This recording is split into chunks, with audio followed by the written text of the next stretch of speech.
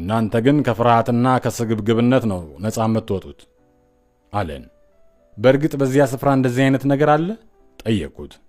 አዎን፣ የእናንተ ወጥመድ ግን እንዳልኩት ፍርሃትና ስግብግብነት ነው።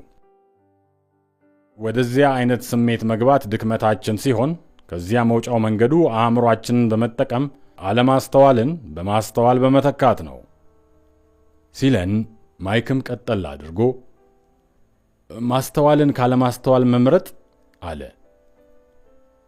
አዎን፣ መምረጥ። በስሜት ተነድተን ወደ ተግባር ሳንገባ የችግሩን ምንጭ ማጤንና ዘላቂ መፍትሄ መፈለግ ይገባል። ይህን እንዴት ልናደርገው እንችላለን? ማይክ ጠየቀ።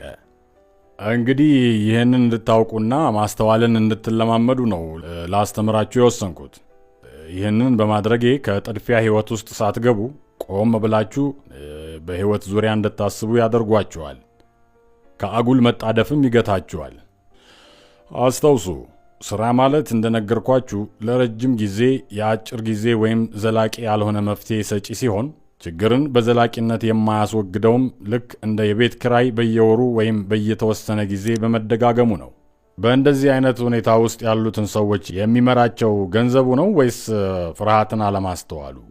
ገንዘብን እንዴት መጠቀም እንዳለባቸው አለማስተዋል ወይም አለማወቅ ስለሆነ በዚህ አይነት ሂደት ውስጥ ያሉ ቤተሰቦች ልጆቻቸውም ይህን ይከተላሉ።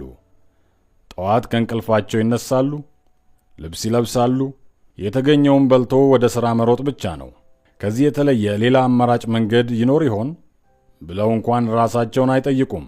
ሐሳባቸውንና ውጥናቸውን የሚመራው አእምሯቸው ሳይሆን ስሜታቸው ነው ብሎ አስነጠሰ። ዝም ብሎ ቆየ። በስሜትና በአእምሮ መመራት መካከል ልዩነት አለ? ማይክ ጠየቀ። ይህንን ብዙ ጊዜ ሰማዋለሁ። ስለሆነም ሥራ መቀየርን ወይም የደሞዝ ጭማሪ እንደሚያስፈልጋቸው ሲናገሩ ይደመጣል። መገፋት የለብኝም አሊያም ደግሞ ይህንን ሥራ የምሠራው ደህንነቴ የተጠበቀ በመሆኑ ነው ይላሉ። ይሁን እንጂ እነርሱ መናገር የነበረባቸው ይህን ሥራ እየሠራው ያለሁት ለምንድን ነው የሚለውን ነበር።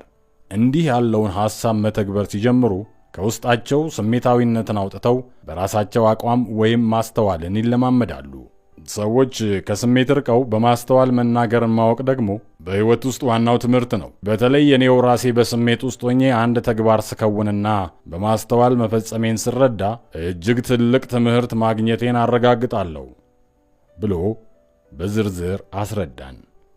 ከተቀመጥንበት ቦታ ተነስተን ወደ ሥራ መጓዝ ስንጀምር ሀብታሙ አባቴ ሀብታሞች ገንዘብን በማሰራት ሥራን ይሠራሉ እንጂ ሥራን የሚሠሩት ገንዘብን ብቻ ለማግኘት ብለው አይደለም አለን። በዚህ ሁኔታ እኔና ማይክ የነበረንን አመለካከት በመተው ወደ እርሱ ሐሳብ እንድንመጣ አደረገን። ችግሩ ግን አሁንም ቢሆን የእኛ አካሄድ የሚያዋጣ መሆኑን አለመረዳታችን ነበር። ገንዘብን በመሥራት ሀብታም መሆን በሚያስችለው ዘዴ ውስጥ ሕጋዊና ሕገወጥ የሆኑ መንገዶች እንዳሉ መረዳትም እንደሚገባን ገለጸልን። በመንግሥትና በባንኮች ብቻ ከገንዘብ ጋር ተያይዞ የሚሰሩ ሥራዎች እንዳሉና እነዚህ በሌሎች ወገኖች ቢተገበሩ ሕገወጥ አካሄድ መሆናቸውን ከገለጸልን በኋላ ሀብታም መሆን ለሚፈልግ ማንም ታታሪ ገንዘብን ሊሠራ የሚችልበት በርካታ መንገዶች መኖሩን ጠቆመን። ገንዘብን በፍርሃትና በስግብግብነት መጠቀም በደመ ነፍስ እንደ መመራት ማለት ሲሆን ብዙ ሰዎች ገንዘብን የሚመለከቱት ከማስተዋል ጋር ዝምድና የሌለውና በቀቢጸ ተስፋም እንደ መተማመን አድርገው መሆኑን ከነገረን በኋላ እንዲህ በሚሆንበት ጊዜ ልጆች ልብ በሉ፣ ድሃዎችና መካከለኛ ገቢ ያላቸው ሰዎች ገንዘብ ብቻውን ለችግራቸው መፍትሄ እንደሆነ አድርገው ሲያስቡ የሰሩትን የቀጠሯቸው ኩባንያዎችና መንግሥት እንደሚነጥቃቸው ማመን ይጀምራሉ ሲል ገለጸልን። ሀብታሙ አባቴ እንዲህ ብሎ ሲገልጽልን ሙሉ መልእክቱን አልተረዳነውም። ነገር ግን እስካሁንም ድረስ በአእምሮአችን ውስጥ ቀርቷል። ለሌሎች ያልታየውን ለመመልከት መቻል። ሥራችንን ወደምንሠራበት መጋዘን ስንደርስ ሀብታሙ አባቴ ወደ መኪናው ማምራት ጀመረ። ከዚያም ወዲያውኑ ፊቱን ወደኛ በማዞር ልጆች ሥራችሁን ቀጥሉ፣ ክፍያን መርሳት ስትጀምሩ የወደፊት ሕይወታችሁ የተቃና እየሆነ መምጣት ይጀምራል። አእምሮአችሁ